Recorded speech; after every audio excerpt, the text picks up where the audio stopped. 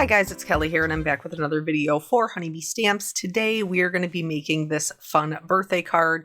This is a super beginner friendly kind of card. We're really relying on our stencils and our die cuts.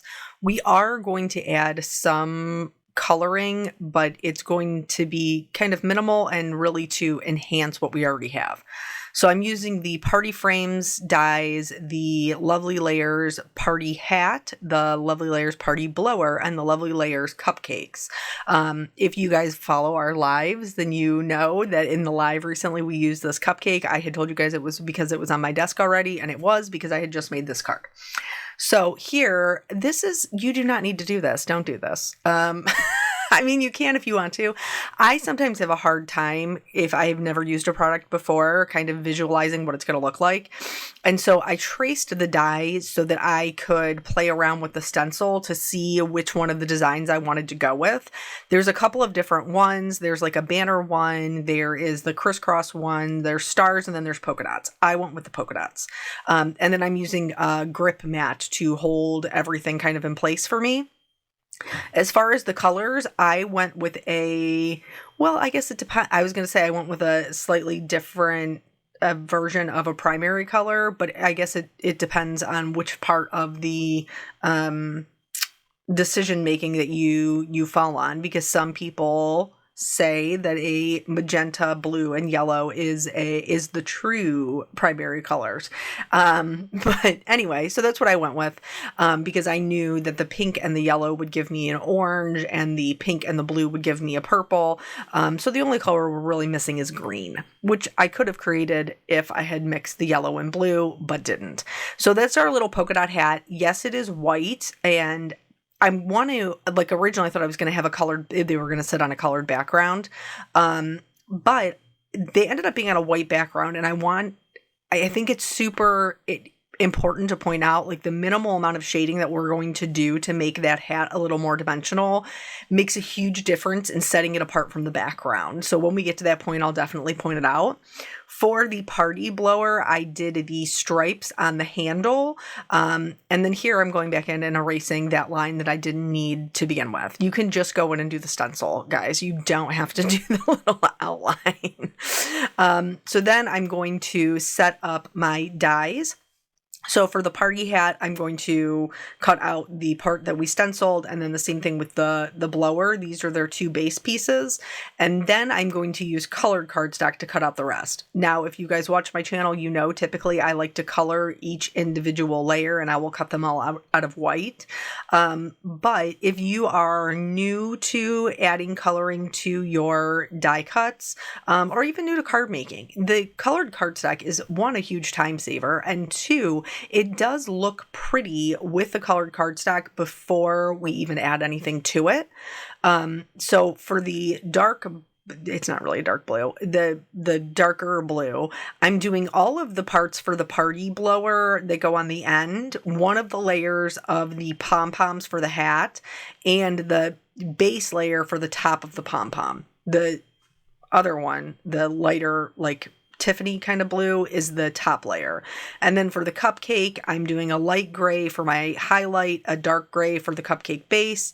For the center of the cupcake, like the actual baked part, I am doing that out of white. That's the only one that I'm going to color, because I didn't have a good color for it. And then for the frosting, I went with chocolate, because chocolate on chocolate is my favorite cupcake.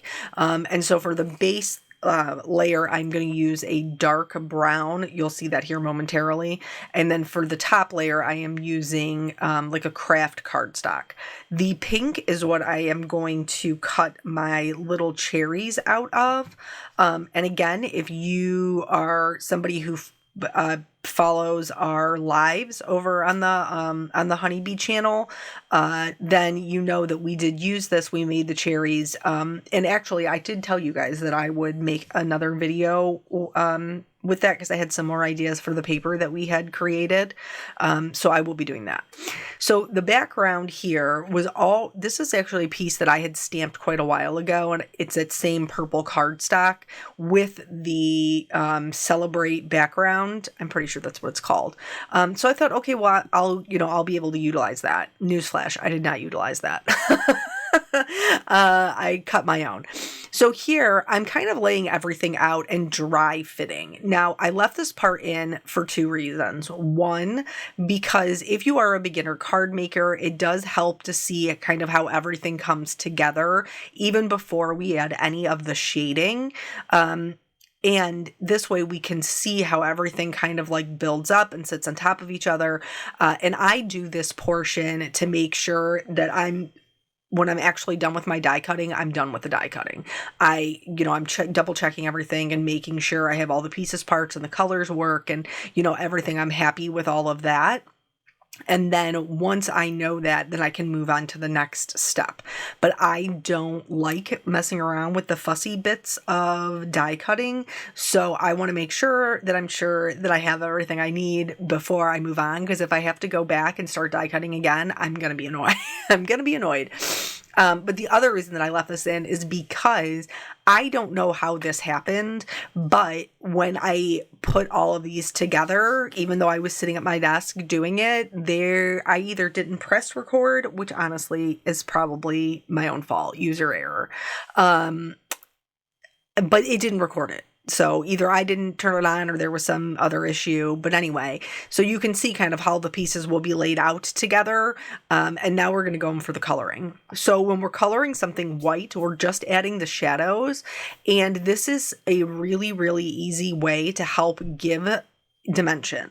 So we're going to take the darkest color and we're just going to go right along the sides with the C5, go right over that with the C1 or with the C3. And then with the C1, we're kind of just going to blend it in towards the middle. And that's it. That's all we're going to do. And you can see it already. It goes from being a flat triangle to a dimensional cone. For the dimension on the cupcake, there are embossed areas on all of the lovely layers that Honeybee creates. So first things first, I'm just going in with my darkest color and I'm filling in those embossed areas. So where it's kind of sunk in, and then you can see that is already giving some dimension, but I'm going to add some further dimension up from the bottom. So still with that C5, just kind of flicking up from the bottom and then making sure to get those side edges as well. Then with the C3, I will do the same thing. And then to blend it all together, I will also go in with the C1. Realistically, at the end of the day, you will not be able to see that C1. The reason it looks so dark right now is because it's wet. But once that alcohol dries off, you're not going to be able to see any of that. But it will make our blend smoother, so that's why we do it. I apologize for not showing you the colors for this. I don't know why. I guess I must have just been in the zone. So for this, I used an E57, 55, and 53, all of Copic markers. I added the darkest color around the bottom and the edges, and then worked towards my lightest color. For the cupcake frosting, I'm not going to use a bunch of colors. I'm only going to use one. I'm going to use this E57, and this is just going to create my middle tone in between the two colors of cardstock. So I'm really just going in and adding shading kind of to the bottom portion of the parts that are cut out, so that this will create, like I said, that kind of mid-tone section. And I'm just going to go in and anywhere I think it needs to be added, that's all I did to that. So just kind of added a little bit of shading kind of down around the bottom. I used that same E57 to color in the cherry stems instead of die cutting them out. Those are in there, but I don't like the fuzzy bits, so I didn't cut them out. I just colored them. And then for the cherry itself, I did a little bit of darkness kind of just on one side and where the cherry dips in, where the stem connects, and then around right over the darkest part and around the edges with the mid-tone, and then the lightest one in the center. I apologize that I'm kind of a little bit off screen. You will be able to see it, but so for the blower, because the handle is white, I went in with that C5 and just did a very thin line around all of the edges, went over that with a C3, and then finally the C1. Again, when we're coloring things white, we want to make sure we're leaving lots of white. And then for the blower portion, this this is the easiest way that I could kind of like do the coloring is I went in with the darkest color and I just kind of added that around all of the edges. And then from there, I can go in with the what's going to be my mid-tone, which is a B04. I did go in and just trace around that white part with the blue. So that way when we're looking at it like from the side, we don't see any of that white peeking out. But then here, I'm just going to go over what I've already put down and just kind of blend that out. Again, this looks darker because it is, that alcohol hasn't evaporated yet. And then blend that out with my BO2, but again, we still see that there is still plenty of the original color. For the pom-pom, they are two different colors, but they're not that far off. I know it looks like that originally, but we're going to use something called stippling. If you have watched my videos before, you know I'm a big fan of this. It's a really, really easy way to add dimension and texture with just a series of dots. You're just making small dots. And, on the top layer, we do still want some of that lighter color showing through, but we're going to go through all three of the colors. And with the bottom layer, we're typically only doing the darker color, and that helps to kind of bring them together. For it's like the trim, right? The trim of the hat. I just picked one color that was just slightly darker than my cardstock, and then I just kind of flicked out from the center. This is one of those ones that outside of like the top two layers, it probably doesn't even make that big of a difference, truly, because they're all stacked up on top of each other. You don't have to use all of the layers, but it makes it a very full trim, which I liked. And then because the yellow is the top layer, I'm using two colors on this one, which is a YR24 and a Y08. For the kind of like fanny blower part that comes out, I'm doing the same thing. I'm just kind of like flicking up from the base. So some of that is still going to be the lighter color of the cardstock. Some of that is going to be the mid-tone, which is this color we're using here, the Y08. And then some of it is going to be the darker color that's just going to give us a little bit of dimension. And then those two pieces stack on top of each other, so that offers even more dimension. So this one was like, normally when I go into a card, I typically sit down and I'm like, okay, what am I going to teach them, or what technique am I going to do? And this one really wasn't that. This one was really just like, hey, I'm going to sit down and make this card. In fact, I didn't even know what to make. This is why crafty friends are the best friends. So I was like, I don't even know what I'm going to make. And here what I'm doing is what I call dry fitting. So I'm just kind of laying everything out and making sure I'm happy with the way that it is looking before I glue them together, which again, I apologize, is not included in this video. But anyway, so I wasn't really sure what I wanted to make, and I was like, I need to get something together, and, I only have X amount of time. And so I was on the phone with Dawn, who, for those of you who have never been here, Dawn Woolslagel.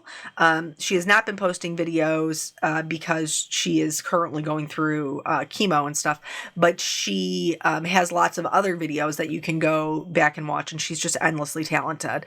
And like on the cancer front, everything has been looking really good. Thank you, Jesus. And she, like, all of her numbers have been good, and she's responded really well to treatment. And, well,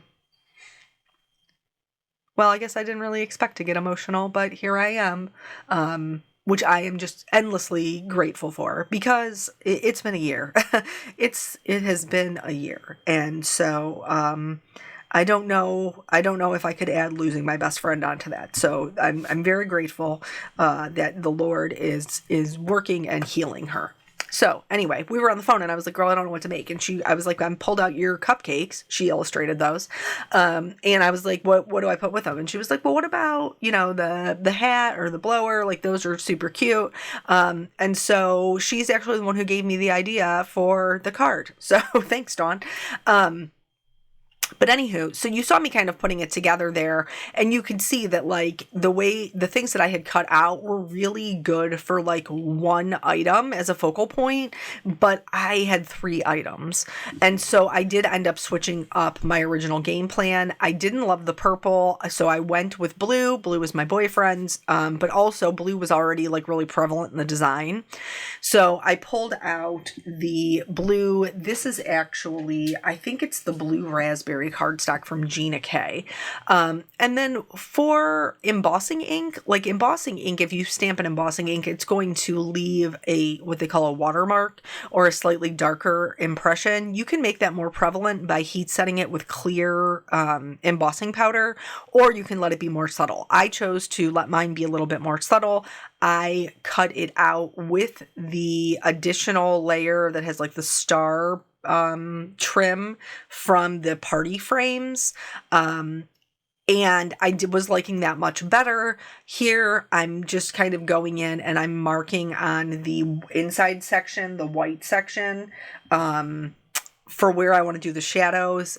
This is one of those things that's like, it's an easy thing that really elevates your card making. So if I had put all of these elements down and they had no shadow underneath them, they kind of just like they're floating in outer space. Even though we're not giving them a surface to sit on, it's not a scene card or anything like that. Just going in and adding a shadow, I'm using the same grays that we have been using. And I'm just doing just a very general, kind of little shadow underneath them in their shape. This helps them look so much more dimensional, and also it grounds them. So it looks kind of crazy before you get the elements on there, but once the elements are on there, you can really see how it kind of just takes it to the next level. So I glued that down, and you guys know that I typically leave in my boo-boos. That's why I showed you the part with the purple, because how I had originally envisioned it is not how it came together. And we just talked about this on our last video. Like sometimes you have to adapt. Adaptability is super important in life and in card making. So here, all these layers of cardstock do get kind of thick, and so I want my cupcake to sit in front of my party hat, but there is a lot of layers of cardstock. So what I'm doing is I'm adding foam tape to the areas above and below where that cardstock is, so that it will be lifted and it won't. Because if I just tried to adhere it flat, it would be bowed where all of that cardstock is. So that's why the foam tapes help quite a bit. And then for the blower, what I did was I used glue on the handle part of it, because that will adhere to the part of the cupcake that's already lifted up with the foam. And then I added the foam part underneath the blower where that's just kind of by itself. And because I use the same foam for both parts, they are flush, so they're even. There is that sentiment that I ended up using in the live because I didn't use it on this card. I'm going back in and just, refreshing that kind of that shadow that we put in, because it wasn't quite dark enough. But so here was the original sentiment, which I really did like. I just didn't like how it sat on the card. Also, I felt like the card needed something else. So here is me, crazy lunatic me, going in and trimming. This is very difficult to do, by the way, if you've already put something down with foam tape. The trimmer does make it more challenging. A guillotine makes it a little bit easier. And so basically I'm just trimming off like a little bit off of each side, so that I can mat it on this blue, because this is Cosmic Blue from... Is it Cosmic Blue from Spellbinders? I think that is what it is. And so I'm going to do the hooray sentiment. It fit nicer in with the elements, and then I can stamp that What did it say? Who remembers? Happy birthday. I just used it in another card. That's going to be my Monday card for our Monday premiere. Oh, it says wishing you a day of sweet celebration. So that part I'm going to stamp on the inside, and I'm going to do the hooray on the outside.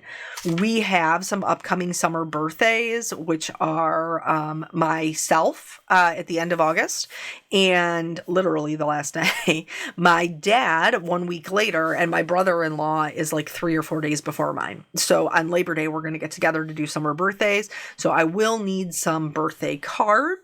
That is why I am making so many right now. Plus, those are really the only cards that I actually use because I'm terrible at mailing anything. Really awful. Speaking of mailing things, I have put together some more mystery boxes. I know somebody had sent me a message from the blog about the mystery boxes. And so if that's something that you're interested in, please let me know, how you get your information. Like, are you subscribed on the blog, or do you do, just YouTube or Instagram? Like, where do you follow at? So I know where to share the information. That way you can get it.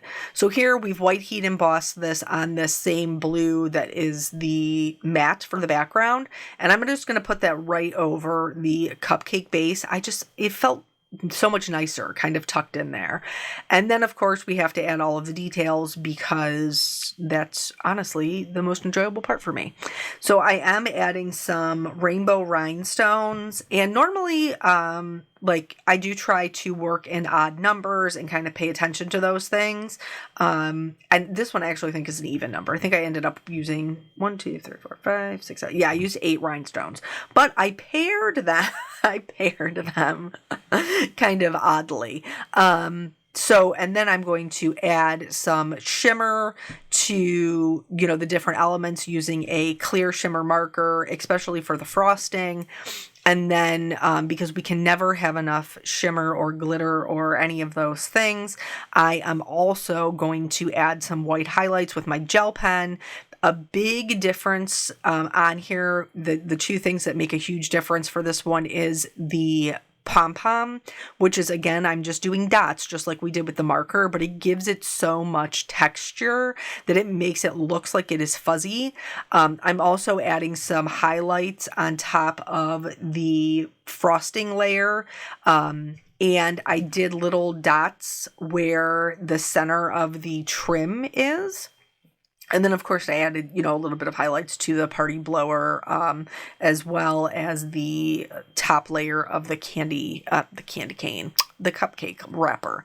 And then from there, because I can never leave anything alone, I am also going to add Stardust stickles. Stardust stickles are my favorite because they take on the color of whatever is behind them. So I added that to the polka dots, and then also to the blower and the blower part of the blower and the stripes. And then, not to be, really, honestly, why stop here? I'm also going to do glossy accents, and I did the glossy accents onto the cherry to make it nice and shiny. And then I did do a couple of little dots over the pom-pom just to give it some raised texture. And then this is it. This is our shimmery shiny card. So I hope that kind of inspires you to give even just a little bit of shading a try.